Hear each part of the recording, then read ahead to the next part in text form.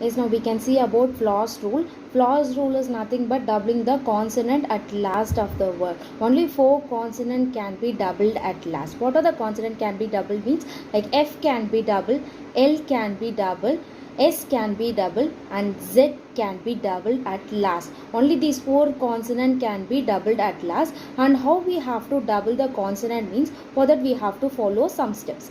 First, what we have to do means, first we have to check whether we are hearing these letter sound like F sound at last, or L sound at last, or S sound at last, or Z sound at last.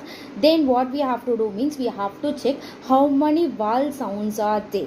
Okay, not a vowel, we have to check how many vowel sounds are there, and we have to check if we hear only one vowel sound, then we have to check how was the sound of the vowel.